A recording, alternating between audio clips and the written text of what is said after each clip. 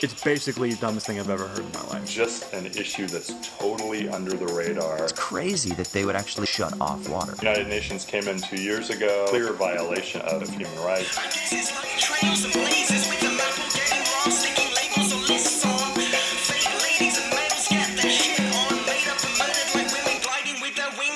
All right, sweet. Well, welcome to Owls at Dawn. We are just two dudes from Southern California who studied philosophy, politics, and religion around the world, and we decided to start a podcast where we could bullshit with impunity. I am Austin Hayden Smith. And I'm Troy Polidori. And this week we have a guest in the form of my former basketball coach slash activist slash theologian, Coach Tom Airey, who we will get to on our main segment. But for now, we're going to run it like we always do. Hit it. So, as always, we start the episode off with the shitty minute. And this week, Troy gets the shitty minute. Now, sometimes we tell each other throughout the week, give hints, what the shitty minute's going to be about, or at least, prepare yourself, or this is what's going to happen. I literally have no clue. I've been traveling. I'm presently in Scotland. Troy is back in Los Angeles. So I have no clue what his rant is going to be about. So, Troy, give us your shitty minute. You have no clue, but you actually do have a clue, I'm going to assume. Because my shitty minute this week is about Rationalia. Heard this?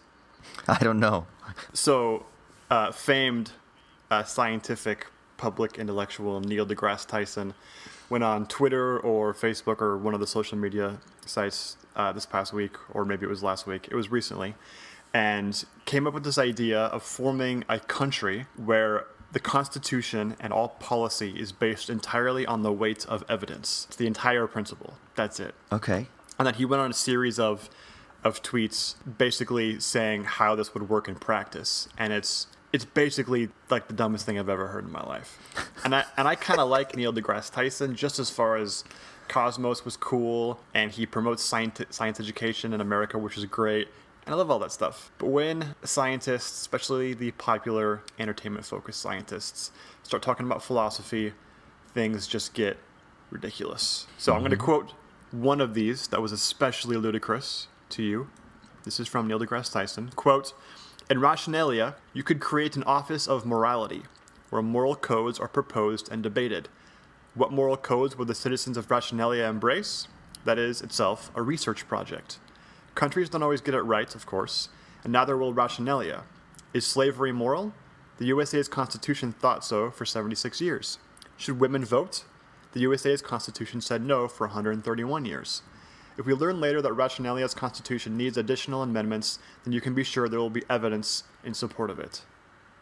Slight pause just to gather that all in. Yeah, wasn't there supposed quote-unquote evidence to justify slavery? The entire idea that you could have a debate on the merits of slavery via the adjudication of evidence, what would that even look like? Yeah, and how are you going to aim towards higher ethical principles in the future if there is no evidence, because it's future-oriented and therefore without and devoid of evidence? So how can you propose anything in the future ever?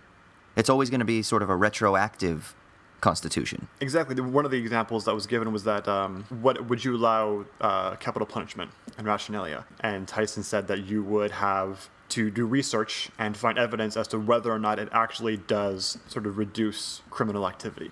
Okay. How would you do that unless you're already using capital punishment? Like, you'd have to use it on a grand scale to gather the data in which to then judge whether or not it reduces crime. So let's just use capital punishment on every single criminal for 10 years. If they steal a piece of bread, let's fucking kill them. Yeah, and then after 10 years, we'll find out if it works.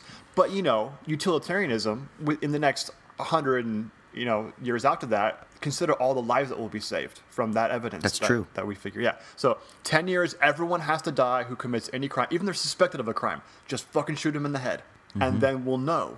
Obviously, he's not promoting anything like that, draconian like that. But just the idea that you could base an entire society around evidence, as if there's not politics, as if there's not actual debates in the demos, it's like anti-democracy.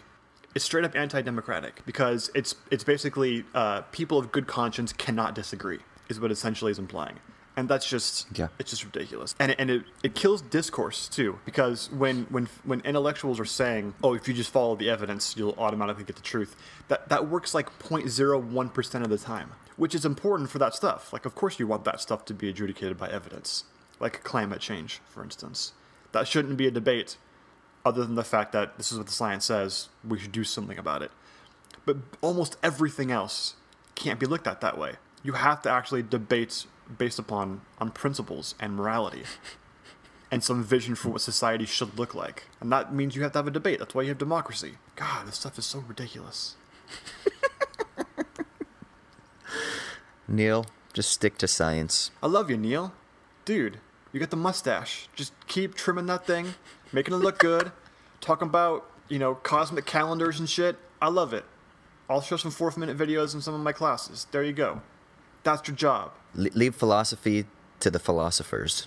Or even just be like, hey, bring on a political scientist before you start spouting off stuff that you clearly have not thought about for more than 5 minutes. Yeah, exactly. It reminds me of, remember when Richard Dawkins came out with The God Delusion?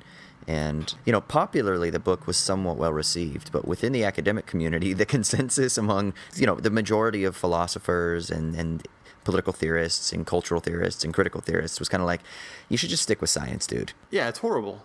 Just because you do science does not make you an intensely logical thinker automatically. No. Nah. I mean, I don't want to go to the same thing that we normally go to because, we still like Neil deGrasse Tyson, but fuck you, Neil deGrasse Tyson. Yeah, that's a little harsh. That's a little harsh. Okay. He's still like my black grandpa, so. Okay.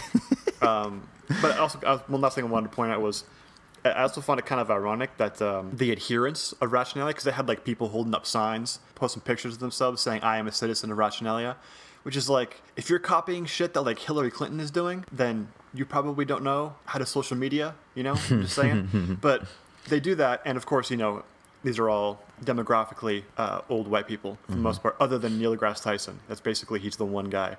He's the token one. And they don't even, if you point out the statistically improbable demographic that this would be, 95% old white people, shouldn't that kind of clue you into the fact that there might be more ideology happening here than actual logical reasoned evidence? And they're like, no way. Something about identity politics, something or other. Yeah, that's super weird. No, I didn't hear about that. Rationalia, huh? So if you were going to create your own civilization, what would you call it? I don't know, man, Black Metalburg? I knew it was going to have something to do. That already exists. Oh, does it? Yeah, it's in Norway. It's called the whole fucking country. I'm surprised that you haven't ever, in our conversations about research and stuff like that you've never talked about going to Scandinavia. Dude, I haven't. I know. Have you considered about actually doing it? Oh yeah, of course I want to do it. Absolutely. Oh, okay. Scandinavia. Well, then that's where we go. The plea is for those of you out there, if there are any independently wealthy people that want to finance a research project, Troy Polidori will quote you in all the papers that 7 people will read because it'll be German idealism and shit like that. But it'll be done in Norway, and you'll make him very happy, and we'll be able to continue the podcast. We should take the podcast on the road, man. I kind of... Aren't I? Yeah, because you're already doing that. I'm already on the other side of the world right now. That's true. I'm down, though. It's fine to get my ass in gear is what you're saying. That's what I'm saying. You need to come over to this side of the world right now. All right. Hey, if we can do the podcast in Gothenburg, then I'll do it. Okay, deal.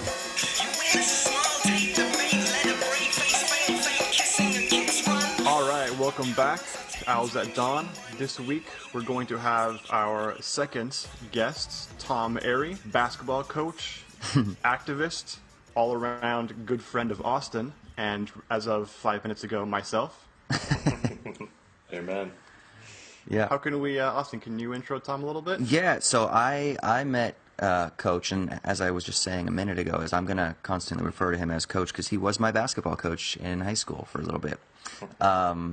But I met him a long time ago, and I remember around our high school, he was a basketball coach, and you taught, was it government? Is that what you taught? Yeah, government, economics. Okay, that's right. And then you also, I remember, you were starting, what was it called? FCA, the Fellowship of Christian Athletes? Yep, you got it. That was a thing, I remember. And then I think he went on to actually go ahead and study theology. He did a master's degree at Fuller. And now he is presently living in Detroit, Michigan. And I've heard from different people, is it Detroit or is it Detroit? It's whatever. Okay. Yep. Yeah. And it's said those two different ways in different neighborhoods all over Detroit as well. So it's whatever you want it to be. Okay, I'm going to say Detroit because it just seems to flow a little better for me. But so he's in Detroit currently working with various ministries, and that's what we're going to kind of talk with him about, that are serving a sort of really, I guess, a topic that has flown under the radar, that isn't getting the press coverage that a lot of other issues around the United States, social issues and things like that, that are getting around the United States. And so I kind of want to turn it over to Coach now and kind of get his introduction. Who are you? What are you doing? What brought you to Michigan, et cetera, et cetera. Just a quick little intro. Well, thanks for having me on. I really appreciate the opportunity just to have a conversation about this. With two folks that I, as much as I understand, have been on a very similar journey in faith and politics and understanding the world with a little bit more of a prophetic sensibility. So thanks for having me on. Yeah, of course. My wife Lindsay and I went to Fuller Seminary, and she's a licensed marriage and family therapist. So she went to school of psychology there, and I got my degree, master's in theology, and that was about 7 years ago. And so towards the end of that journey, I started to read liberation theology, got my hands on a book called Binding the Strong Man by Ched Myers, which is a socio-political commentary on Mark's gospel, and just kind of blew my world as far as like reading scripture and understanding Christian faith. And it was really what I was looking for, like going to seminary. I just had all these questions growing up in Christian fundamentalism of things just didn't seem right to me. The concept of people going to heaven and hell based on this like kind of personal decision for Jesus, but then like living lives that I didn't think were very compelling and not really speaking out on any justice issues so that kind of spun our world around. And especially the last few years, we really started to discern a change in vocation and location. And we had lived in Southern Orange County our whole lives. I was a high school teacher for 18 years, as you mentioned before. And we had the opportunity to get to meet Ched Myers and his partner Elaine Enns. They live up in Oakview, California, about 150 miles north of where we're at. And we just started to go up and visit them on the weekends. And it was kind of this like ongoing mentorship.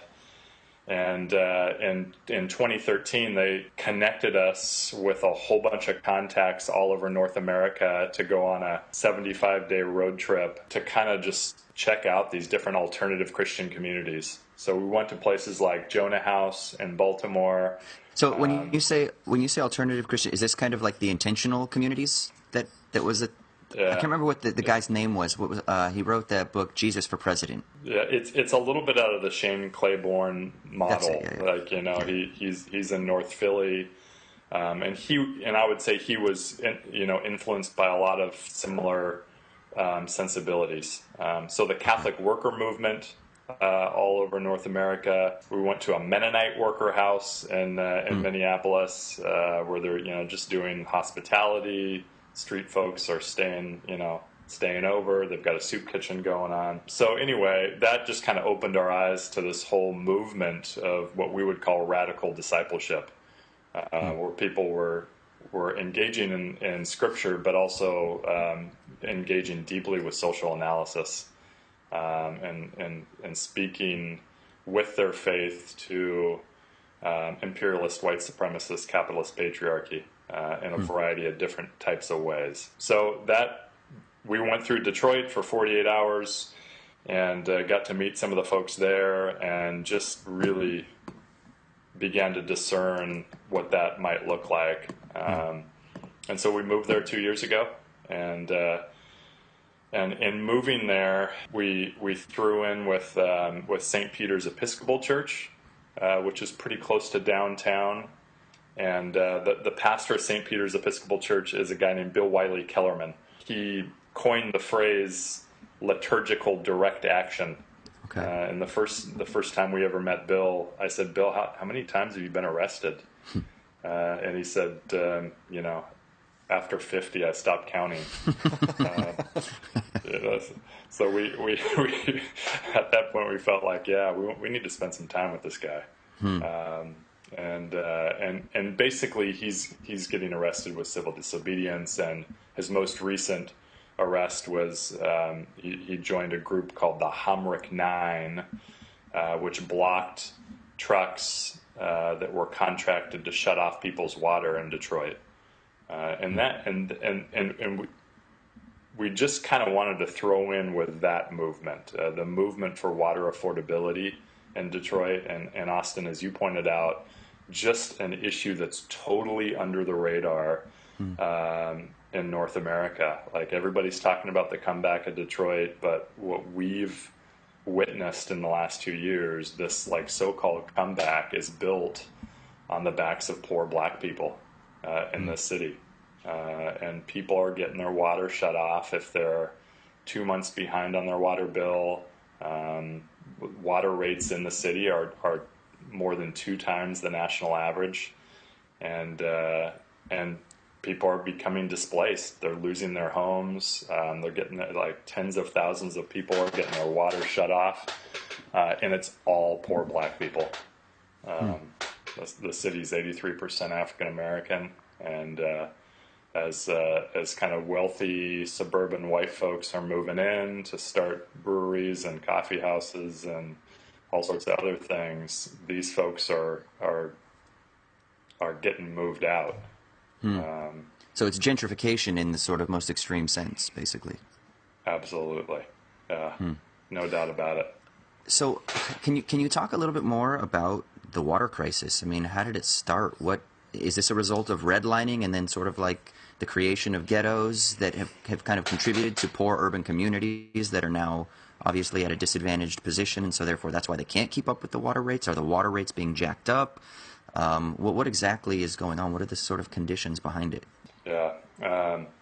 So I would go back to the beginning of the suburban project in Detroit, back to even like the 30s and 40s, and really heightening in the 50s and 60s. And what happened, of course, is that the freeways and FHA loans are allowing white folks to move 10, 20, 30 miles away from the city center so that they can commute in. And race is behind all of that. But also the water system allowed people to do that as well. They just continued to build out the water system.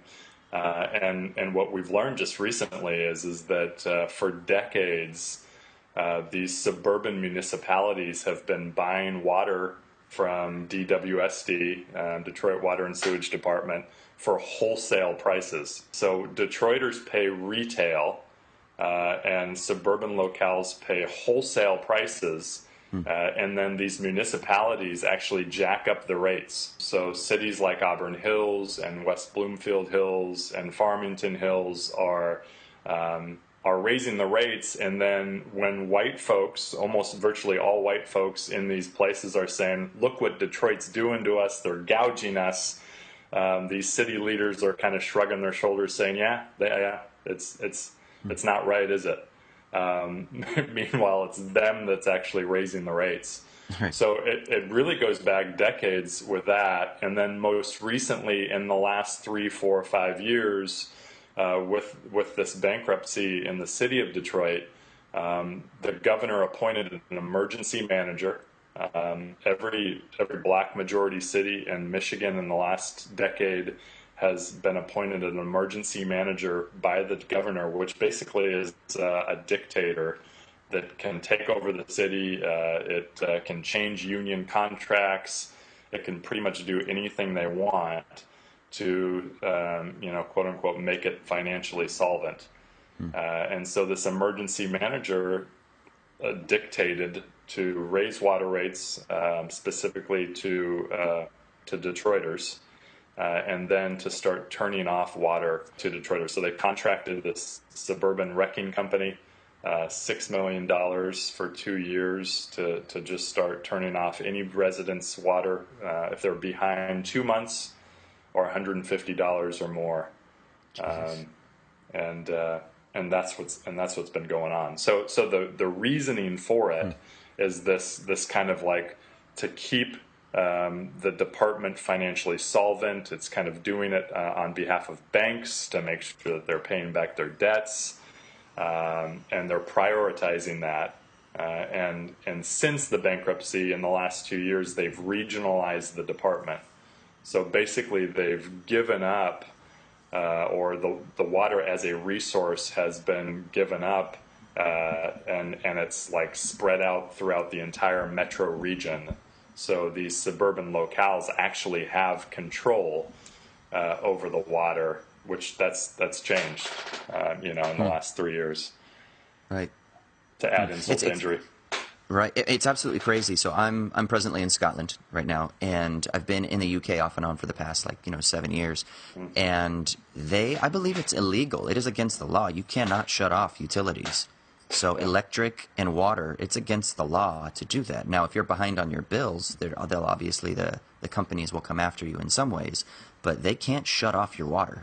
They understand that water is a basic right for life. I mean, it's the essence of life. And so it's crazy that they would actually go to that resort. They would shut off water. Yeah, and the United Nations came in 2 years ago in the fall of 2014. Two UN rapporteurs toured the city, did their research, and came down hard on the city that this is a clear violation of human rights. Nothing's been done. Well, I shouldn't say nothing's been done. What the city has done is put kind of all their eggs in this basket called assistance.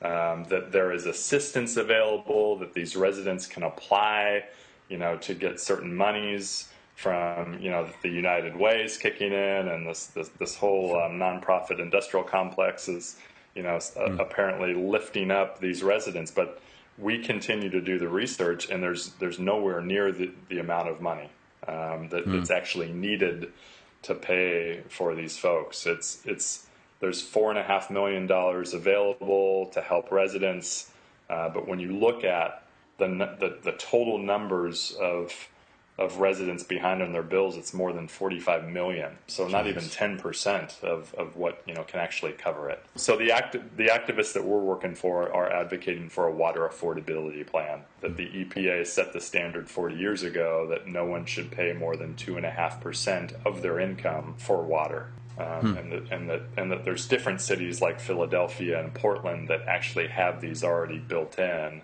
And that's how it is with utilities, right? I mean, if you qualify for Medicaid, then you get a utility affordability plan, and it's subsidized, and you pay some for your heating, but it's not like this overwhelming bill that you get that you can't afford to pay for. So I remember when you first went out there, we had a little bit of a chat because I was going to be trying to work on a short documentary piece that hopefully was going to take off, and then ended up not working out with the production company and the financing. But I remember you mentioning something about how you had a difficult time. You and Lindsay had a difficult time with sort of earning the trust, so to speak, of the local communities there, that they were kind of skeptical of outsiders coming in to try to take over or to contribute. Can you talk a little bit about that? Because I thought that was kind of an interesting point. And what exactly did you do to overcome that, and what were the reasons for that?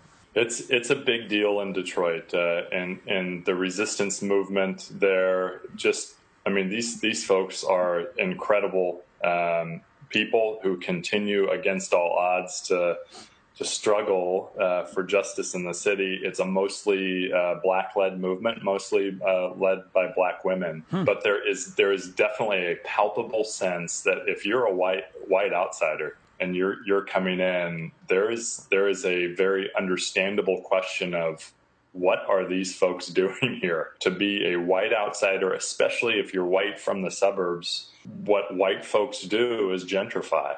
And that's what history continues to show. So and if you're coming in and you're not gentrifying, and your idea is, we want to kind of throw in, and we want to work for the struggle for water affordability or justice or housing, these types of things. There is this white savior mentality that continues to show up, and it's built inside of us. It's part of the white supremacy that we carry with us. So it's understandable for people of color to to question, oh boy, here we go again. This white dude's going to think he's going to be the savior and he's going to have all the right answers and that type of thing. So it was huge for us to just kind of come in and follow and listen and eventually, like, over time, gain some trust. And we did have, like, we could get the foot in the door and kind of sit and be a part of the organizing just because we were with Bill Wiley Kellerman. Because, I mean, he's a native Detroiter and people know him and he continues to do this kind of work. But it's a big deal and it's an understandable thing because of the racism at work, both in consciousness, but also in structures as well. But it's so important for white folks just to kind of get in line and follow. We can use our privilege where we can, and we can be strategic with that. But it's like kind of following the shots that are called by others. Yeah, it's so crazy. I mean, I feel like from certain perspectives, the idea of white supremacy is a term that automatically brings to mind like someone wearing the hood, right? Yeah, and absolutely. or someone with a shaved head and like a neo-Nazi, alignment, or the swastika tattoos or something like that. But that's not necessarily what white supremacist is, or white supremacy is. And there's a difference between white supremacy as a sort of power structure and someone being a white supremacist. So, I don't know, maybe we can talk about, Troy, what do you think? What is about the distinction between those things, between a white supremacist and white supremacy and sort of the structural things that Tom was just talking about? Yeah, I thought it was pretty important to mention that intersectionality got its first name drop on this podcast, and it wasn't one of us that did it. That's pretty cool. But yeah, the idea of white supremacy as being... it's a very, American individualism idea to represent white supremacy being a belief. Like, I believe I am superior because of my race, which everybody associates with just pure ignorance, which of course it is, but that's such a minor account of the way white supremacy actually works in power structures. And Tom, you mentioned, I'm going to forget the confluence of terms, but white supremacists, capitalist patriarchy. That's bell hooks, right? Yeah, absolutely. Yeah, so it's this idea that all these different complicated academic terms, they come together into one social structure and influence each other.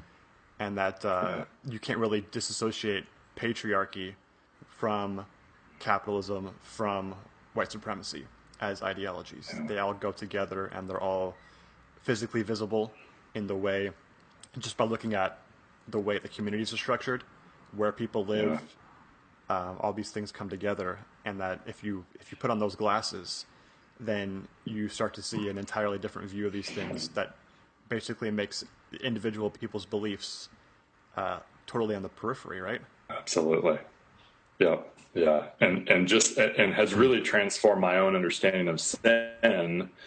And the principalities and powers of imperialist white supremacist capitalist patriarchy and the kind of hold that it has in my own life and how it just shapes me automatically, the kind of scarcity mentality that I live with. And to the point with white supremacy, I went for a run like 3 or 4 weeks ago down to the river from where the church is. The white supremacy, the idea of it being just ingrained in the white consciousness. There's this study that has come out that shows that we're more likely to imagine a gun in the hand of a black man than to not see the gun in the hand of a white man. And I mean, like 3 weeks ago, I was running down, saw a black guy walking across the parking lot at the Jack in the Box, and immediately when I saw him, I thought he had a gun in his hand. Turns out he had a wallet. Right? So, I mean, for me, that is a constant reminder of I grew up in empire. I grew up in a white supremacist culture. I grew up cultivating that in my, having it cultivated in my mind, and it's going to take a lifetime to work out. And to be committed to that process is a really important thing.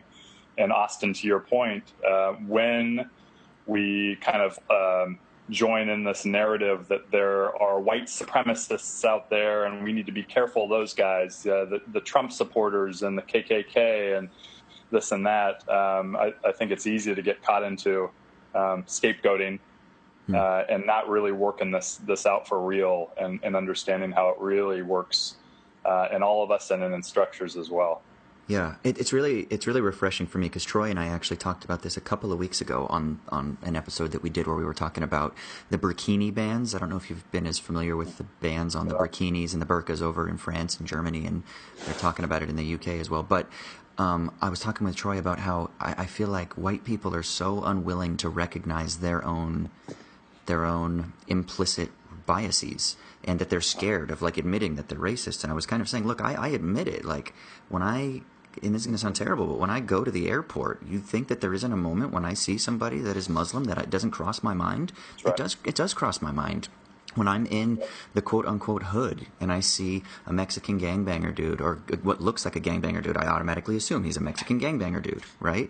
And it's true. I have been conditioned to think a certain way. And I think that it's really important for us to be self-aware and self-critical and kind of in the old philosophical sense of knowing thyself, of being aware and being self-reflective and not being afraid to admit, hey, I do have these tendencies. I am preconditioned in so many ways. Like you said, I grew up in empire. Those things have embedded themselves within me, and it's okay to perpetually seek the unraveling of the stranglehold of those prejudices, which the word prejudice just means prejudgment in the very literal sense. That's what it means.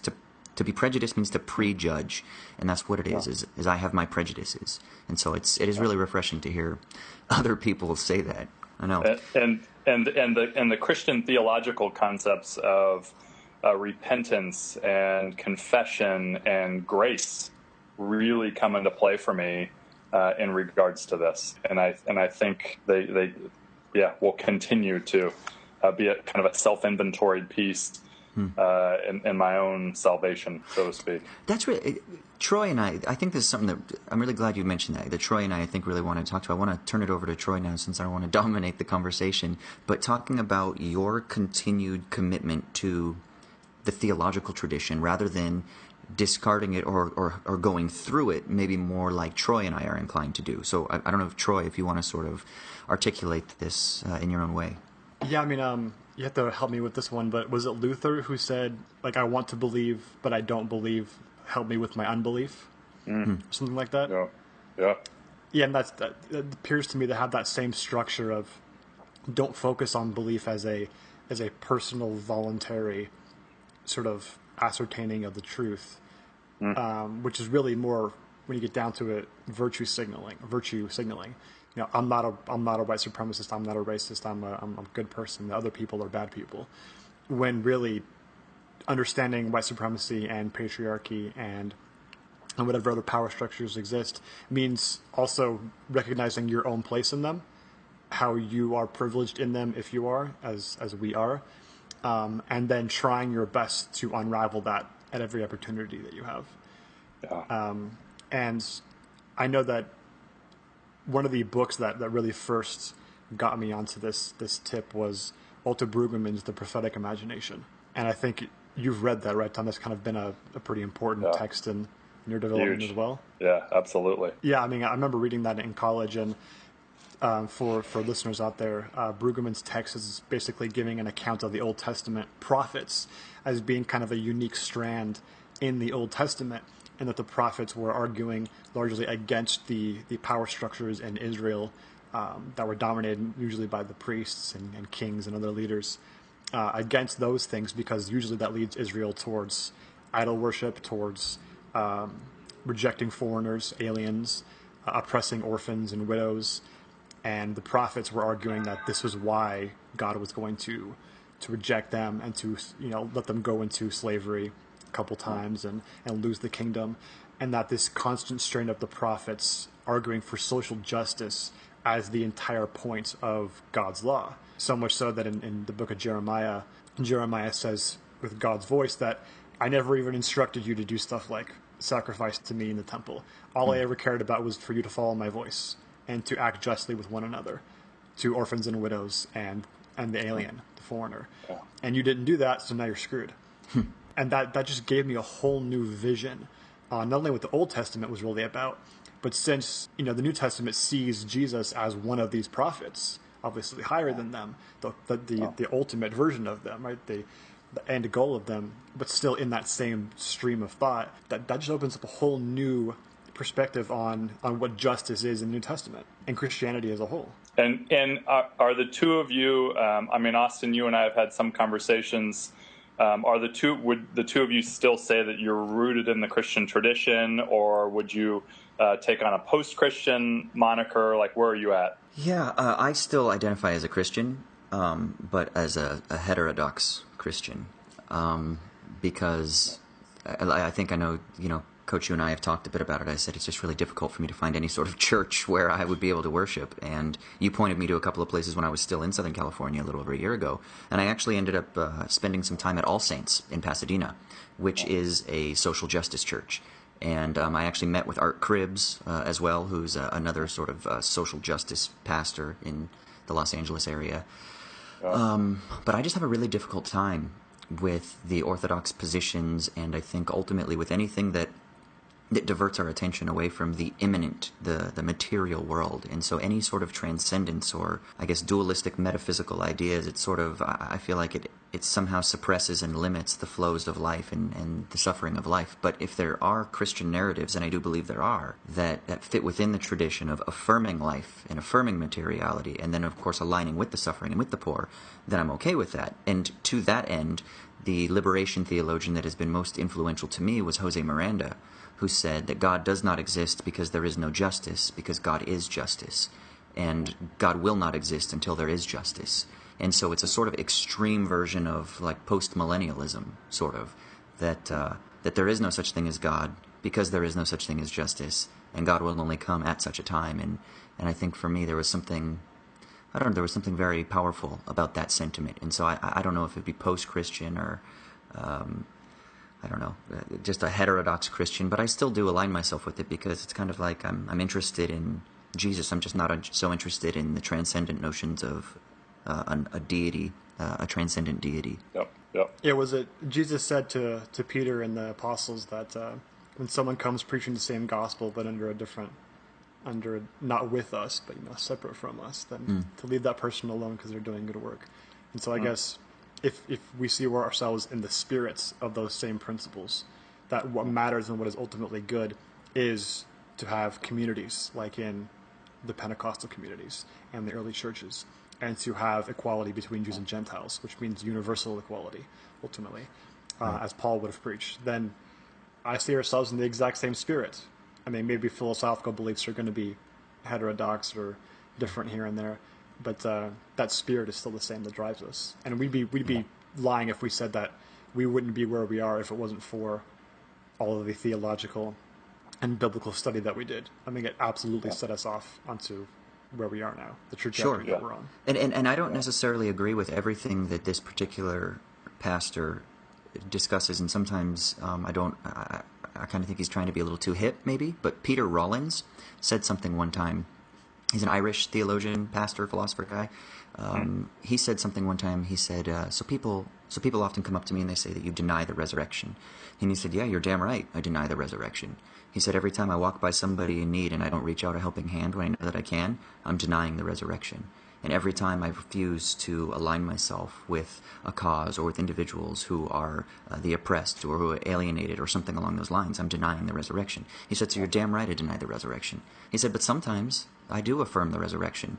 He said, when I do align myself with the oppressed and with the poor, and when I do seek the liberation of such persons, then in those instances I'm affirming the resurrection. And I think for me, that's a much more profound and accurate depiction of what belief means, of how to understand ideology, and really how to ultimately understand what faith, quote-unquote, faith means.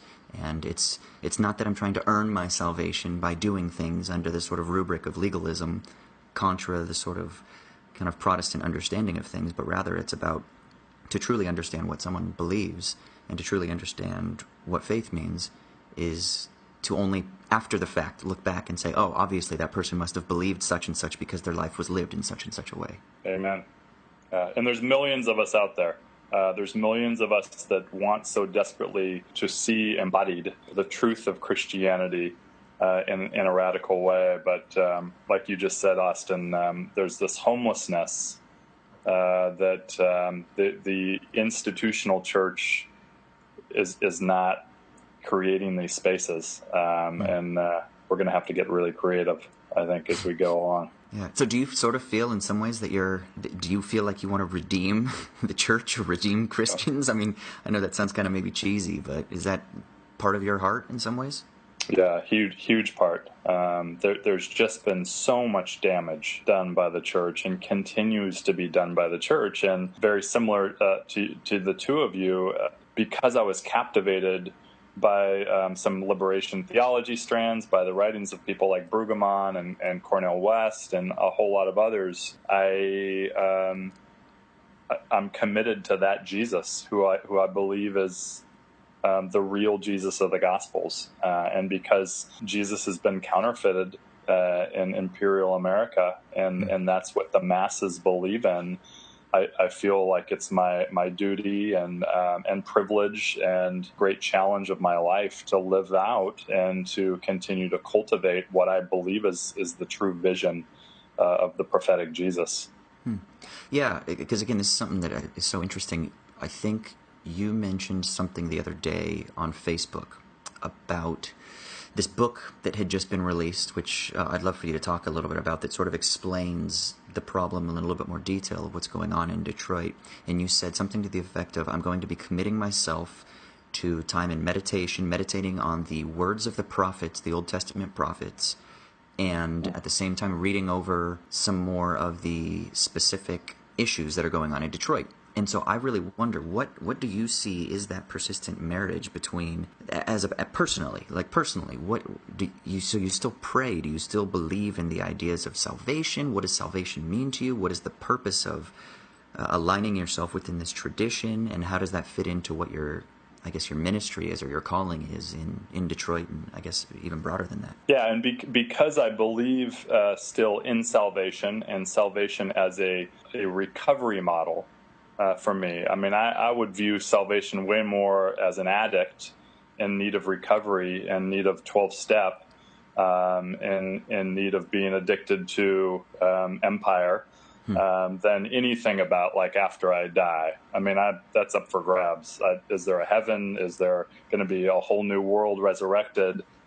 That's a faith piece that I just don't have a whole lot of interest in, but what I am interested in is what's happening right now, and being transformed, like as the New Testament talks about, to be transformed into the image of Christ means that's a big deal. And I am working out my salvation with fear and trembling, currently in Detroit, and then beyond that, wherever else I go. But this is an important piece to my own salvation, to be spending time with these 5 African American women who lead We the People of Detroit, this grassroots organization that came out with this publication. They spent 18 months on this mapping project with some PhD students from 4 different universities, and this publication basically they map out the city and then Metro Detroit into the suburbs and where water shutoffs are.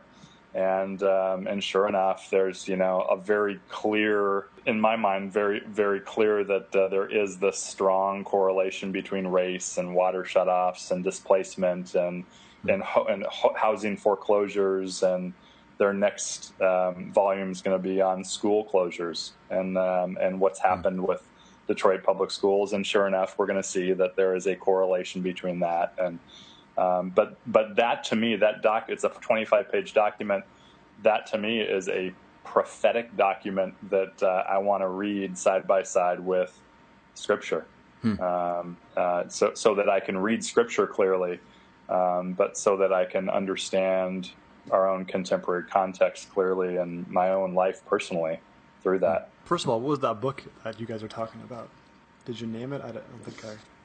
Yeah, it's called Mapping the Water Crisis, and I can send you the link for it. It's like a pamphlet that they just came out with the release about 3 weeks ago. Yeah, we'll definitely put that in the show notes. Yeah, we'll put that in the show notes and blast it out over social media and stuff like that. And it's We the People of Detroit is where people can donate as well, right? Yeah. Oh, yeah. Phenomenal organization. Tom, I wanted to ask you one thing. I think you mentioned when we were talking the other day a little bit about being involved with a Mennonite ministry. You know, we've talked a few times about evangelicalism and American Christianity and things on the show, and I think if you look at the contemporary scene, there's almost no separation between evangelicalism as practiced by the majority of American Christians and just Christianity at large. But there's this whole stream and tradition of Anabaptist Christianity in America that is just as committed to these issues of social justice and considering, you know, issues of the afterlife as important, but relegated in importance to these right now material social issues. I was wondering if you could talk a little bit about how you see that stream as possibly being more authentically Christian, and why do you think that's so radically different than the way that most American Christians consider themselves? I'm one of many evangelicals in the last 30, 40 years now who have picked up John Howard Yoder's Politics of Jesus and just been totally converted. And I continue to just come across and have these same conversations with people who grew up as fundamentalists, and then they read that and, the scales fell from their eyes. And that's what kind of started me kind of working through, what is this Anabaptist tradition? Being at Fuller, I had some professors who were Mennonite and some fellow students who were Anabaptist, and started to have these conversations and seeing and kind of uncovering that there's this whole peacemaking tradition committed to simplicity, nonviolence, that's been going on for 500 years. The Radical Reformation, trying to take Luther and Calvin and a few steps further. What's been discouraging for me, and it was my own naivete going into it, is that so many of these Mennonite churches have just become evangelical. I mean, there's no real difference when you walk into so many of these Mennonite churches, and it's just, it's kind of the 4 steps to eternal salvation, and a personal piety, and this kind of inerrant Bible, and it's all the same things that were being taught in the churches that I grew up in, and so that's has been disappointing. There still is that social justice focus and a focus on peace and simplicity and those types of things. But it's the theology of Yoder I don't really see being reflected in so many of these churches. Some of them are, and this is also in conversation that I've had with so many Mennonites, and especially younger Mennonites, who are saying the same things in their own disappointments. And it probably reflects the 3 of us in our own disappointments in our own evangelical tradition that we grew up in. I read Yoder's Politics of Jesus in college too, and the exact same. I was echoing it as you were saying it. Scales falling off the eyes. Just rereading the New Testament as a pacifist, nonviolent document, thinking about atonement as not being a penal substitutionary model where God's punishing, and that just to change everything you think about theology and about practice together as one. It was really it was a mind-changing experience. But why do you think that even in this Anabaptist tradition, is the pull of empire just so strong that anybody who tries to oppose it, you just have to fight so hard, and that eventually people just give up? Is it just too difficult to make money to keep your church open if you do that? Yeah, I think it's a great question, and I think that that's certainly an aspect of it. There is this pull, and even a pull I see in mainline churches, even though that's a whole different conversation, but it's just this pull to make church sexy, and you just add some guitar music. It's a longer conversation, but I think that that's definitely an aspect of what's going on. Yeah, it's we talk about it somewhat often, but it's that chocolate Jesus, right? And this is kind of where, I know we keep using the term, but where empire, where Americanism and the ideology of American individualism have soaked into what Christianity becomes. And I run this other podcast, and we reviewed the film Pain and Gain. I don't know if you've seen it, with The Rock and Mark Wahlberg. And in it, there are these 3 characters that I said all sort of they each embody a sort of prime characteristic of the American ethos, and one of them is that he just wants to be as big as possible, so he's like injecting himself with steroids and whatnot, and he represents sort of vanity from my reading of it anyway. And then one of the guys, he is the convert to Christianity, and for him it's all about, he's an ex-con, and it's about his own personal escape from I guess his own psychological demons. And then the other guy is just all about making as much money as he can, and so he's the get-rich entrepreneur guy that just wants to keep being successful. And it seems like those three things sort of embed themselves within all of the various facets of expressions of American culture, whether it's political or religious or athletics or whatever it is. And so American Christianity, it just seems that it is. It's vain, both in the sense of kind of empty and in the sense of kind of the facade of shallow, I guess, of seeking shallow pursuits. It's got all the fluffs and the frills and the lights and the big band and the music and the raise your hands and let's all make each other feel good sensationalism. And then it is about being successful. You have to have more members, because more members are important, because that equals success.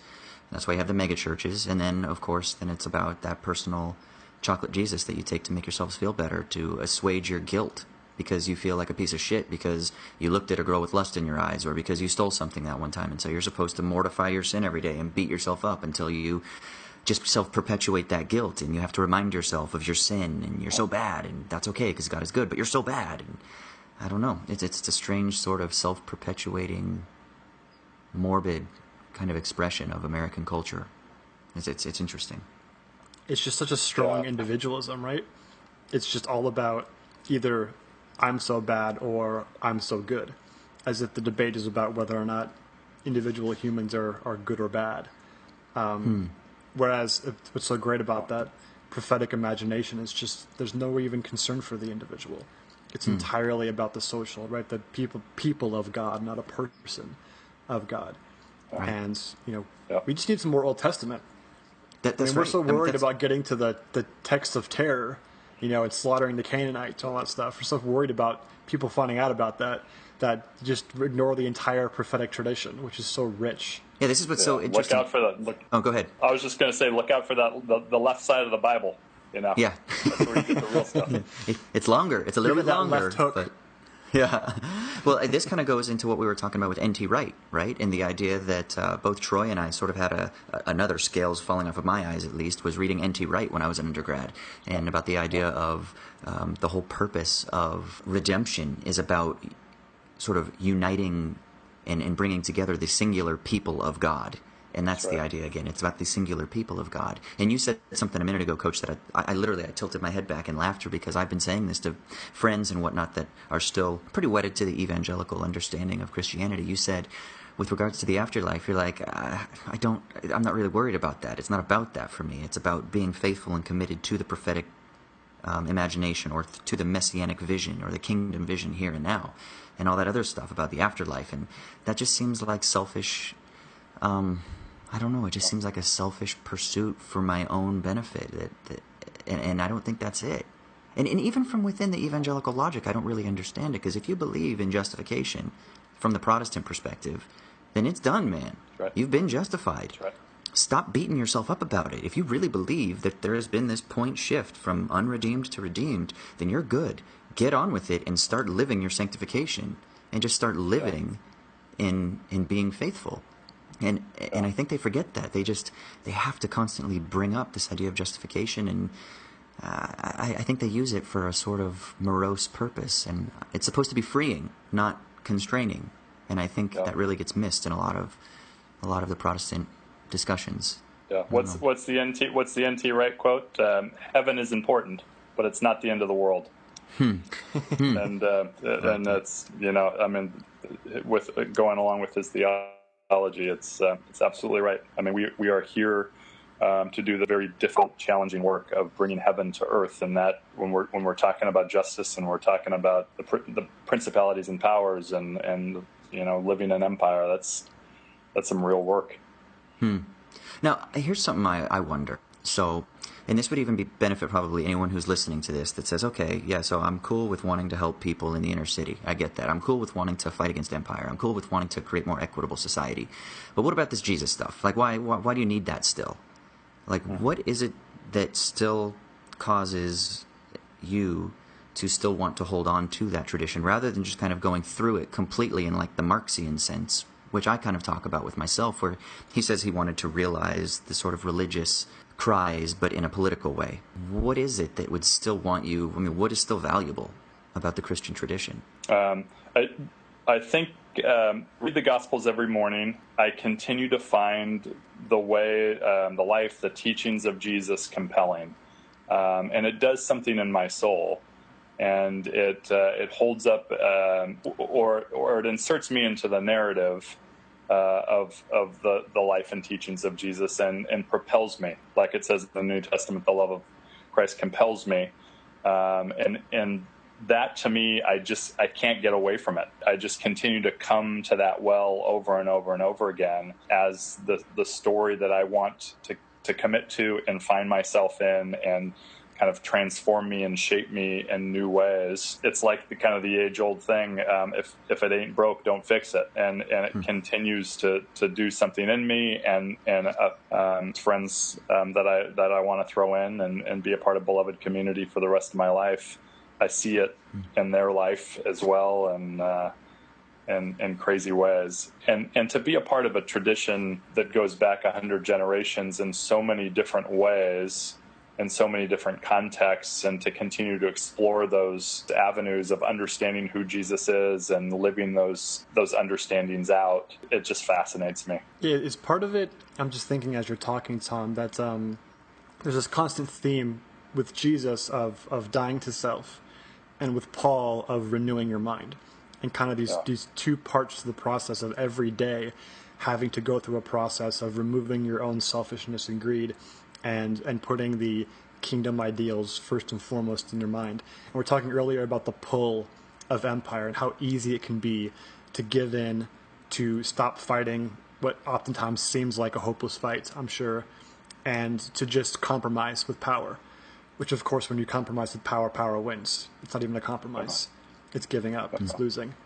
And that part of going back to a tradition, a rich tradition, like the Christian and Jewish traditions, is that part of that just because you, as a human being, you have to remind yourself about the importance of what's right and just, regardless of what sort of progress you might make just today or just this week? And that doing that by yourself, just in your own little world, is almost impossible. It's just too isolationist. Yeah, I definitely agree with that. And I think for me, if not the prophetic Jesus, then what? And it goes back to the default narrative. There is so much pulling us, then there needs to be some sort of alternative narrative that saves us from that transforms us out of that we can, a well that we can continue to go to. And I still feel like our partner is outside the Christian tradition, no doubt about it. When I took a jog down to the used bookstore in Laguna Beach today, and I found the Thich Nhat Hanh for 50 cents, I had a huge boner. But and I need that Thich Nhat Hanh. I need to understand kind of that meditative way of living, because I do think most of the Christian tradition is very weak in that. Woke up very early in the morning when it was still dark and went up to the mountainside, and I think it was probably similar to what Thich Nhat Hanh's getting to. Am I allowed to say boner on this podcast? Please do. Yeah. That is the least offensive thing that's been said in this podcast. Yeah, definitely. I find it to be a very theological term. Yeah. Well, it's a theological boner. I think we're allowed to have a spiritual boner. That's right. So I know this conversation could go on forever, and I'd love to have you on again at some point. I know Troy and I were actually really excited reading over your stuff, but I do have one more thing I kind of wanted to get at. Yeah. And you were talking about it earlier with the Anabaptist tradition and John Howard Yoder's commitment to nonviolence. And I know that you also have been really inspired by the legacy of Dr. King and others within the sort of nonviolent resistance tradition. And I wanted to talk just briefly, and I know we could talk about this for hours, but about the relationship between violence in opposition to a system that is already violent. I've been really more influenced recently by Jean-Paul Sartre and Frantz Fanon, who in their sort of neo-colonial positions were already thrown into a situation of violence. And so there has to be violence in order to break free. And this is something that, you get in the debate between Martin Luther King and Malcolm X and also Stokely Carmichael. And it's the idea that they agreed to some degree with Dr. King's position, but that they thought that the means by which he was going about it needed to have a little bit more of that antagonism, that violence. And so what are your thoughts on the relationship between violence and resistance, nonviolence? Do you see your actions in Detroit as being nonviolent, or is there a sense in which you're okay with discursive violence or some sort of antagonism that it's still okay if, or you just maybe don't like the term violence, or what are your thoughts on that? I mean, I'm committed to a nonviolent way, but I'm weary of stepping into this arena and dismissing those who use violent means, especially from the underbelly, the underside of society. I'm a white male who comes from a ton of privilege, so it's very easy for me to be nonviolent, quite frankly. And so I've been compelled by Jesus and King, of course, Yoder's reading of Jesus and the Anabaptist reading of Jesus and King, that violence is to work for the transformation of ourselves and society through violence continues that cycle and just carries that forward, and we're not going to find real restoration and renewal by those means. But again, I'm also very reluctant to speak out against any sort of violence or looting or reaction to the kind of massive systemic violence that we experience in our society. I'll stop there because I know we can go on and on. We could talk about it forever. I know. Troy, is there anything you wanted to add? I had one more thing to say, but just as we're wrapping things up, anything else you wanted to ask or talk about? It's all you, brother. Okay, I guess the last thing then is, Tom, for anyone listening out there, can you tell us a little bit about how people could get involved? What is it that your ministry are doing on the ground? I know because you're part of Bartimaeus Ministries, right? What can people do to get involved? How can they help out? Tell us a little bit about what you got going on and where we can find you. Yeah, thank you for that. We're technically termed Mission Associates of Bartimaeus Cooperative Ministries, and basically BCM. The big thing that Ched Myers and Elaine Enns do, they're based up in Oakview, California, is alternative theological education. So this kind of work with social analysis and the Bible and activism is their mojo. And so every February they have a spring institute, and they've got a fall institute most years. So we're actually heading up to Saskatoon, Canada, in October, and the focus of the Institute this year is on the Truth and Reconciliation process up in Canada with white settler and First Nations communities. So really excited about that conversation. Canada's way ahead of the game. So we've got a lot to learn. So there's that, and then myself and Lydia Wiley-Kellerman in Detroit run RadicalDiscipleship.net. It's something that we're trying to really chronicle this movement, Christianity in North America, and try to expose where it's happening, and get people connected with their own watersheds and where they're living. Right. And now the book that you mentioned, I know people can buy the book, the one that's the 25-page pamphlet about a sort of analysis of what's going on in Detroit. If anyone wants to get that book, how do they get a hold of that? Yeah, they can. If you just look up "We the People of Detroit" and get on their site, there's place to order it.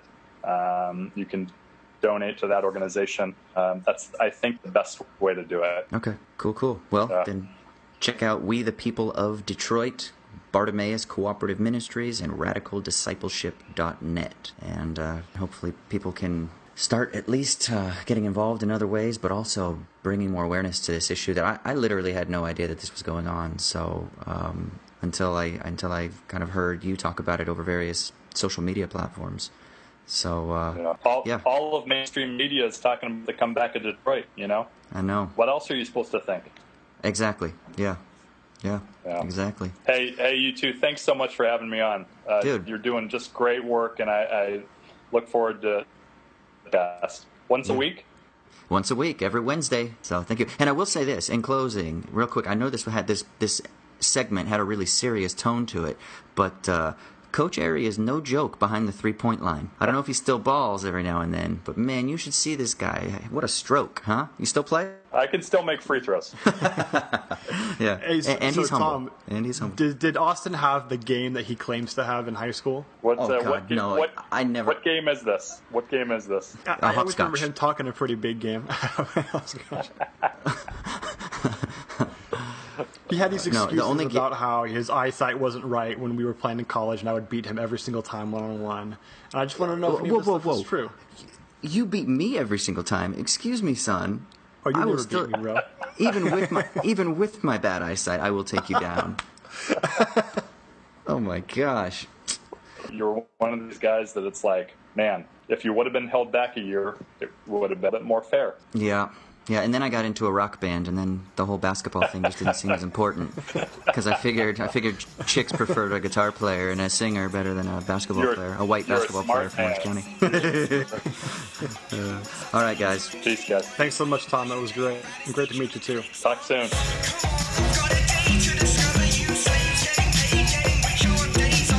All right. Thanks so much to Tom Airey for guesting on our podcast. Great discussion there about public utilities and crisis in Detroit, religion, politics, and the cultural sphere. It's great stuff. Now, on to our next segment, the Sticky Leaves. This week, Austin will be regaling us with whatever it is that gives him meaning in a meaningless void of the universe. All right, so mine has two really simple connected points. The first is, there have been 3 moments in my life where I have had sort of out-of-body movie viewing experiences while on a transatlantic flight. The first was when I watched the movie Like Crazy, and I was in a long-distance relationship, and I was living in the UK, and she was living in the States. And the film, if you have not seen Like Crazy, it actually stars Anton Yelchin, rest in peace. It's one of the more real, down-to-earth, authentic, and honest acting performances I've ever seen with him, and then Felicity Jones, who is a marvel in that film. And the two of them together are completely stripped bare, not literally, but in terms of their personas, and it is this lovely, raw, like affective type of film. So I had an amazing experience. The second one was when I saw the Pixar movie Inside Out on one of my last journeys to Scotland. It made me cry like a little baby, and I freaking loved it. I love that movie. I was like, oh my God, this is brilliant. And it made me cry, and for some reason, I must have been in a vulnerable state, but it just really affected me. It happened. It happened again on this most recent flight from L.A. to Detroit, and then Detroit to London. I watched Sing Street. Troy, have you seen Sing Street? Motherfucker, I recommended that movie to you. Don't even front. Oh, yeah, that's right. You did. You did. I watched Sing Street from L.A. to Detroit, and it was like one of the most amazing viewing experiences I have ever had. It was so good that after my 4-hour layover in Detroit, I got on the second leg of my flight. I decided to watch Sing Street again because on my Virgin flight, they had some movies, and that was one of the options. And I looked at all the rest of the movies, and I said, I literally had such an amazing experience that I'm going to watch Sing Street again. Now, I watched it again. Then I got into Scotland. I was chatting with my buddy the first night that I got into town. We went out for a couple of pints. We were chatting about Sing Street. We came back to his flat. We watched Sing Street again. In 2 days, I saw Sing Street 3 times, and I just have to say that that movie is so fucking life-affirming. It is so amazing. The songs are great. The mood of the film is great. The story, it's about freedom and life and love and coming of age and growth, and I don't know, man. It got me in the feels big time. And so right now, that is the movie that is giving me purpose in the gray of Scotland right now. So, and you said you loved it, right?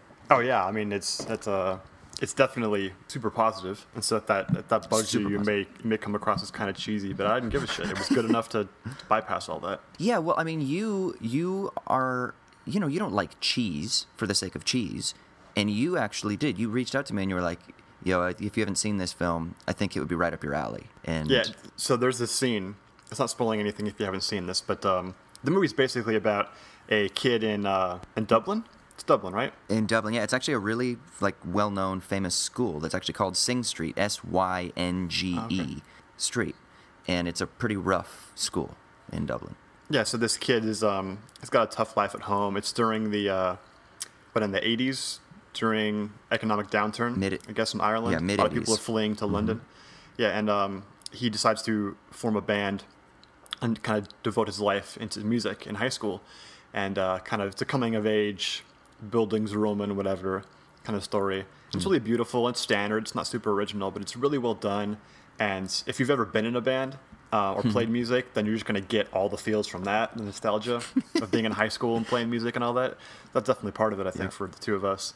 And there's this one scene this is the moment I realized I got to tell Austin about this because he's going to love this movie, where the main character, he's starting to like wear makeup and he starts to put on the Robert Smith look from The Cure, right? He's getting all, becoming one with himself and has pride in himself and all this stuff, self-confidence. He goes up to the schoolyard bully, and the bully tries to intimidate him. And he goes, I create things. You only know how to stop them, or you only know how to destroy them. Yes. And then just like the bully's just frozen and can't do anything. Yeah. And I was like, man, that is literally something I would expect Austin to put as like a blurb on his book or something. I love it. Yeah, there's at one point he's like, you don't even exist. He's like, you're just in my world. He's like, you only have the power to destroy, not to create. Oh God, it's beautiful. There's so much good stuff. There's one bit before that, because it really does show a nice progression. The only way I can think of it in my mind is, so often films, they have like peaks and valleys, right?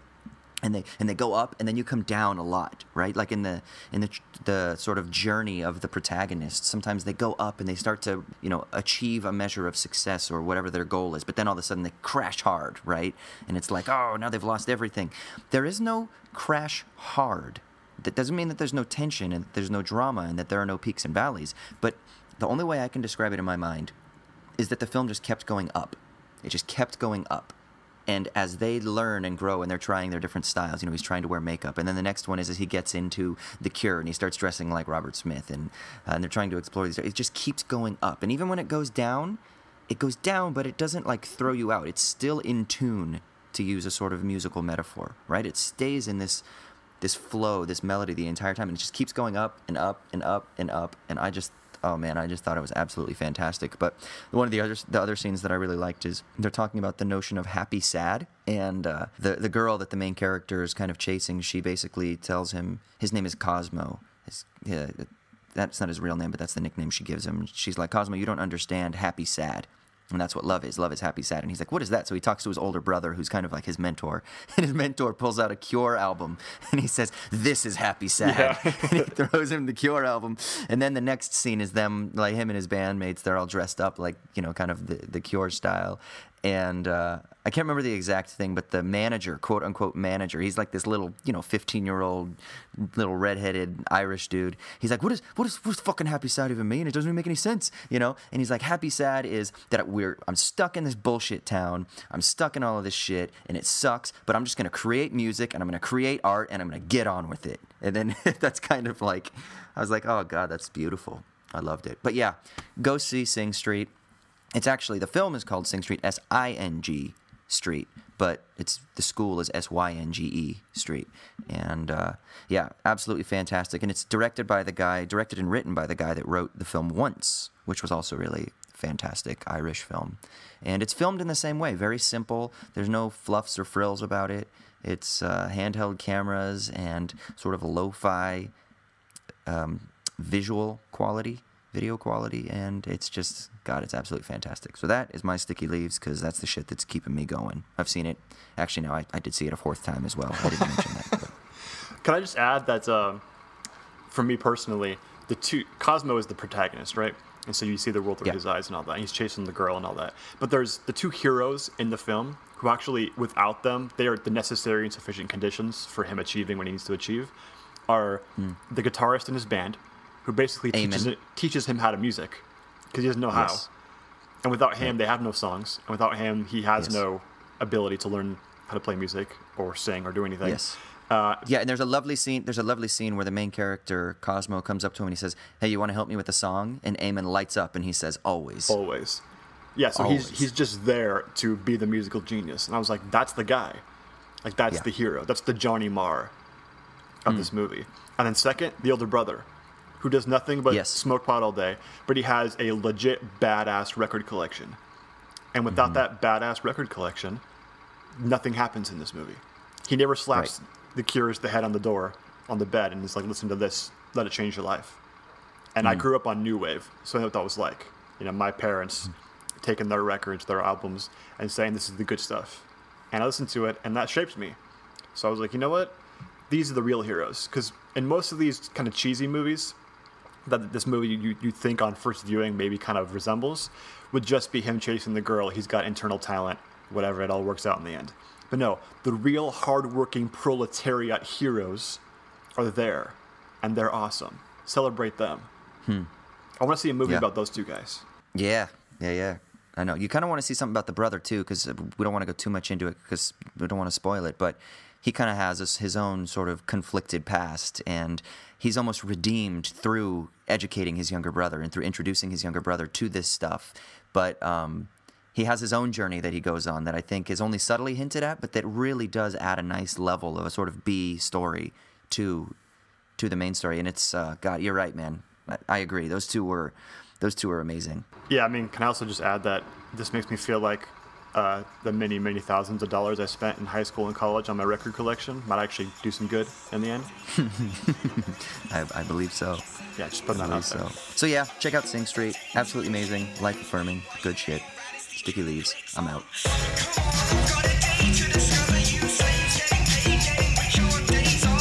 All right, moving on to bullshitting. This week, we are going to bullshit about the new iPhone 7 and some of the bullshit that they have been trying to pull on us.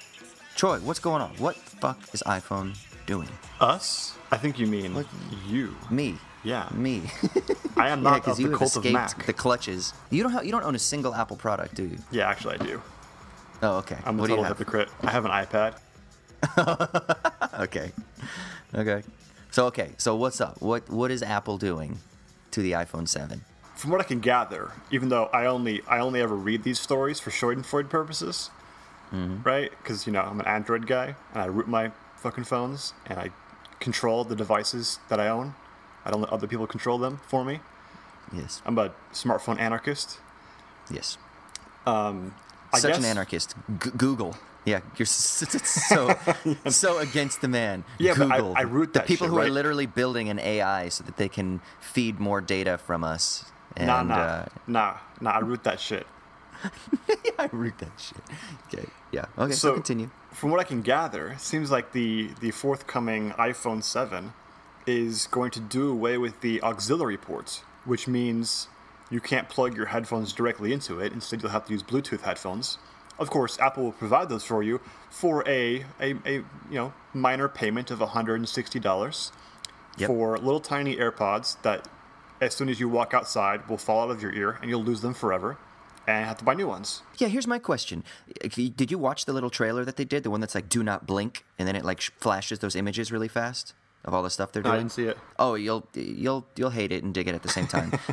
But they show you the AirPods, and it's literally, the earpiece, the earbuds that you get when you buy an iPhone. It's the same fucking things, except it doesn't have a cord attached to it. So here's my question, because those things never fit in my ear. That's why I always buy different aftermarket earbuds, the ones that's kind of like rest in there nicely with a nice little rubber cushiony thing.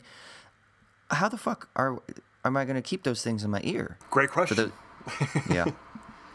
Well, that's some bullshit. That's some total bullshit. I mean, it's going to be hilarious when they start selling little like appendages that you can hook onto the AirPods, like a string that will then hook onto your iPhone. Oh, so that you don't lose it? Yeah, so it'll be a... Or they'll sell like special Apple hot glue so that you glue it into your ear, but it won't rip off your skin. It'll be silicone. It'll be like some sort of silicone that you just like line on the inside of your ear. I mean, I like the idea of not having to have a cord. I mean, cordless is cool, but are they going to charge? Are they going to run out of battery? Like, how do they charge? Yeah, you have to charge them. You have to charge your earbuds as well. Yeah. Is there a way to charge them like in your iPhone? Like you connect them somehow to the iPhone, so it's just one charge, or do you have to have two plugs? Because sometimes when you're sitting on a train and they've only got one outlet, or you're in a coffee shop and somebody else is using the outlet, what if you've got to charge both, but you can only charge one? That's inconvenient. Yeah, shit out of luck, I'm guessing. What the fuck, Apple? Go buy more Apple products. Go buy more Apple product. That's right. Their stock prices are probably going to be doing well from this. Yeah, and of course they still don't want to pay back taxes, and they savior of the world, Apple. Yeah, love them. It's interesting you say that. I listened to a podcast the other day from the New Economics Foundation, which is a UK-based think tank, and they were talking about tax dodging and Apple's tax dodging, and it's really interesting. I mean, the amount of billions that are being evaded, not just by Apple, but by a lot of other corporations because of setting up, hubs or setting up their corporate offices in these areas like Ireland. That it's just an astounding amount of money, like literally tens and tens of billions, maybe hundreds of billions of dollars or pounds. So that fucking sucks. So we at Owls at Dawn are calling on you, the demos of America and the world, to nationalize Apple. Wrest the means of production from their cold, dead hands and have your auxiliary ports put back into your phones. That's what I'm calling you to do. Here's my problem, dude. Aesthetically, I kind of dig it. What? The fact that there's no auxiliary cord and that it's just everything's going to be all wireless. What? I kind of dig it, man. What do I need a cord for? Like right now, I'm sitting in front of a laptop and I have a cord leading from my laptop to my microphone, a cord that is attached from my earbuds to the other devices. I've got my charging cord. I got cords all over the place, man. I'm ready. Let's just go wireless. Wireless everything. Dude, how many devices do you want to charge? I don't want to have to charge any of them. I just want them to, energy to just be flowing through the air and my devices to, receive the energy like you would Wi-Fi, but receive the charge. Okay, solar power, air power. So you want to, change physics, basically. No, I want to utilize physics. I want to change the way that we conduct energy through the physical particles and then how our machines receive those charged particles. So we should have, Dyson spheres all around us, just swallowing up nuclear fusion and transmitting it to everything. Yes, that's what Apple needs to do. Apple, that's ours. That's my suggestion. Troy wants people to wrest the means of production from Apple. I want you guys to start building fucking Dyson spheres so that you can magnetize the air with your charged particles. I wouldn't put it past Apple to privatize the sun. Mm-hmm. Yeah. And that's going to happen, I bet, huh? They're already trying to privatize water and shit, so why not? The sun. Yeah, Apple Sun. iSun. iSun. That'd be a really cool logo, right? How tech people like to do the minimal logo, and it wouldn't be ISUN because you have to do some sort of weird spelling, so it'd have to be just like ISN. Yeah, ISN. There you go. ISN. And it'd be sleek and white and black only. Yeah. Just get rid of the red hues. Don't need any of that shit. Apple, you're welcome. We will take checks, royalty checks, payable into our bank account. You can contact Troy at 867-5309. I actually want stock in the sun, so give me that. With first-class legroom, free cocktails for everyone, and a schedule you can depend on. All right, now our next segment, we're going to be throwing it to our hip-hop correspondent, Mike Burns. Mike, what's going on this week? Hey, what's up? It's This Week in Hip Hop. It's Michael Burns. It's Owls at Dawn. It's a lot of things. One thing it wasn't a very exciting week in terms of hip hop news or in terms of anything that I would particularly want to talk to you about. End of summer season, so all the summer records have come out now. A lot of people are lying dormant. We're waiting for some new fall releases. There's some good stuff coming up. Only real news this week. I mean, I love to hate things, and I hate it that Good Music signed Tyga this week. It's basically like saying, what does our roster need? Oh, I know what it is. Like a child molesting non-rapper who puts out terrible music and looks way too skinny. I don't know, but it's a really ridiculous move, and it's so confusing because Pusha T, who is the president of Good Music, is one of the best rappers on the planet. So it's insane that he would sign Tyga, and it doesn't even make sense from some sales perspective because no one fucks with Tyga. But whatever, it's besides the point. One thing I thought would be cool to do this week is say a little bit about one of the rap groups that I think was most formative for me around like college stuff, and who recently announced they're getting back together. So let's talk about the Cool Kids for a little bit. If you've never listened to the Cool Kids before, that's really unfortunate. I feel bad for you, but the Cool Kids, it's a rap group formed in 2005 with two dudes that were, I think, both teenagers at the time, Chuck English and Sir Michael Rocks, who at the time went by Mikey Rocks. And you might have heard of both of these artists independently, maybe just never knew they were in a group called the Cool Kids. But basically, they were like the peak rap group of the MySpace music era. And I mean that in a positive way, because they met via MySpace when one of them was buying a beat from the other. They met up in Chicago. Chuck English originally from Detroit, Mikey Rocks originally from Chicago, and started recording together. They put out 2 official projects in their lifespan as a group. 2008, The Bake Sale, which I think was an EP, and then 2011, their sort of major label debut when Fish Ride Bicycles. The 2 best things they put out, in my humble opinion, are 2 mixtapes that came out in the middle, 2009, Gone Fishin', and then Tackle Box in 2010. But they're all really strong, and I definitely recommend starting with The Bake Sale if you've never heard of the Cool Kids or listened to what they did. Now, the weird thing about the Cool Kids is, and we can say this about a lot of things, in this case it's true, they were just insanely ahead of their time in terms of every rap trend that was about to be hot for the next decade. In terms of production, Chuck English's style had a lot of heavy 808s, a lot of synthy bass lines, a lot of really aggressive beats, a lot of stuff that was slower paced and would make you kind of make that yuck face when you were listening to it. Mikey Rocks, now Sir Michael Rocks, was more of the, they both rapped equally. Michael Rocks was the better rapper of the two, but a really laid back style that fell kind of in between a nod to the golden era while also being very contemporary and hip and in line with culture.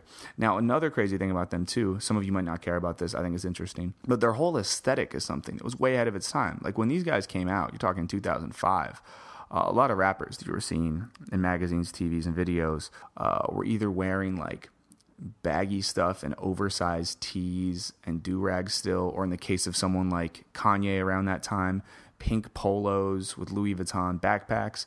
Well, the Cool Kids were rocking like old school sneakers, skinny jeans, graphic tees, snapback hats, and once again, they were wearing snapbacks when everyone else is wearing like Yankees fitteds and stuff like that. Some of you might not care about this, but it's interesting. But they cultivated this whole aesthetic that sooner or later became the dominant aesthetic, not only in hip-hop culture, but in street culture and youth culture more dominantly. And along with that, too, when you listen to their music, like no one else was putting out stuff like this. And they had some crazy cosigns. Like on the first Drake mixtape, I think it's the first Drake mixtape, and I don't care if I get this wrong, he had a line that was something like, coolest kid out, word to Chuck English. So like Drake, who is now, for better or worse, probably the most famous rap artist on the planet, made sure he shouted out Chuck English of the Cool Kids on his first project. There was another story, this was a while ago, they were on Fool's Gold for a while, got signed by A-Track, and during that time, the Cool Kids did a show in New York, a small event, and Kanye came out. Like, they were that hot that Kanye West came out, I think he was wearing like a fur coat or whatever, to see the Cool Kids and jumped on stage with them. And once again, too, this was before the kind of contemporary Chicago rap renaissance. When the Cool Kids came out, you know, dudes like Chance and Vic Mensa and Mick Jenkins and No Name were, I'm guessing, like elementary or middle schoolers. So in this weird gap between kind of Kanye becoming a star and this new wave of Chicago artists, you had the Cool Kids, and they just never got the credit they deserved. They never got the shine that they deserved. They did some touring, but the first time I saw them, I was living in England. It was at a small club, and I want to say there was like 15 to 25 people in the venue, but they still put on a hell of a show. They've gone on to have relatively successful solo careers. Chuck English has put out some good projects. He's been a in-demand producer. Sir Michael Rocks has been rapping still. He's on a label, I forget the name of it, that's owned by Currency. But they announced via Twitter quite recently, I think it was in July, that the cool kids are getting back together. They've been posting pictures of them together, and they're doing their first show together in LA this month. So my fingers are crossed that we don't just get live performances, but we get these two coming back together, and hopefully now they can reap kind of the benefits of basically pioneering a whole generation and not really getting the credit they deserved. So the cool kids. And like I said before, the projects you can check out: The Bake Sale, Gone Fishing, Tackle Box, When Fish Ride Bicycles. And I kind of say, if I was going to order them, I would say Gone Fishing, Bake Sale, Tackle Box, When Fish Ride Bicycles, in that order. But the mixtapes you can get for free online. They're on DatPiff. Albums you can buy if you want to, and you can stream both of them on Spotify. Before we go, let's just say today, the day that I am recording this, September 13th, 20th anniversary of Tupac's death. Another person who I think we still might not listen to enough and still might not appreciate enough. So shouts to Tupac's memory, and shouts to everyone who feels old as fuck realizing that he has been gone for 20 years. That's all for this week. Hopefully we'll be back with some new music news and information for you next week. That's all for now. Hit me up at Michael O. Burns on Twitter, and my address in real life. I'm not going to tell it to you, but if you find it, I'll cook you a paella or something. Okay, peace. Here I go. The sky as smoothly as a bird, you scarcely realize. Well, thank you, Michael, so much for that, for the recommendations. I used to live with Michael, actually, up here in Scotland, and I remember him talking about the cool kids, and I just never took it upon myself to actually check them out. So, because I am now committed to listening to his weekly recommendations, I'm definitely going to be checking out Cool Kids this week. Yeah, man, I could even claim that. I didn't even know who the cool kids were before today, so I'm going to have to check that out too. Solve my hip-hop dilettantism. That's right. Well, I wonder what the deal is with all of their albums having fish and water-related titles, like Gone Fishing, Tackle Box, fish, something about a fish riding a bike. Chicago thing? There's a lot of fishing in Chicago? A lot of fishes in the Great Lakes? I don't know, man. I don't know. I'm curious. I wonder what that is. If you know, or Michael, if you listen to this episode, hit us up on Twitter and solve that mystery for us, because I have no fucking clue. I also like that he called out Tyga a little bit. Yeah, I was definitely down with that. We're basically we've taken sides in the hip-hop war between TDE and Good, so we're kind of committed to that, I guess, at this point, right?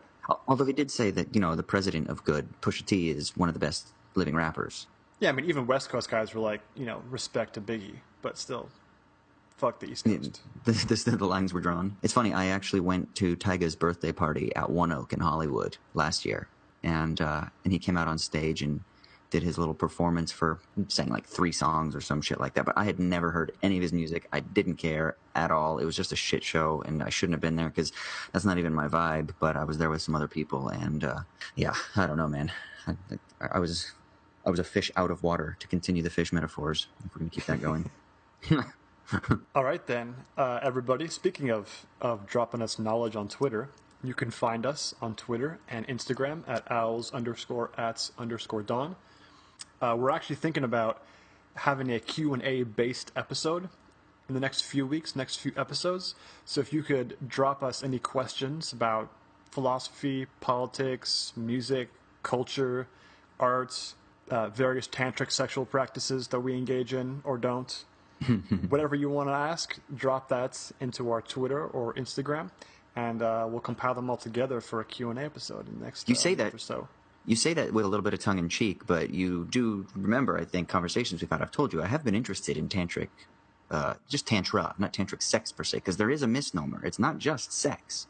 Tantra has been kind of, I guess, subsumed under the sort of sexual, but it's much deeper than that. It's much more than that. It's about the chakras in the body and certain other practices. So I could be down for talking, maybe a bullshitting segment on Tantra for a little bit.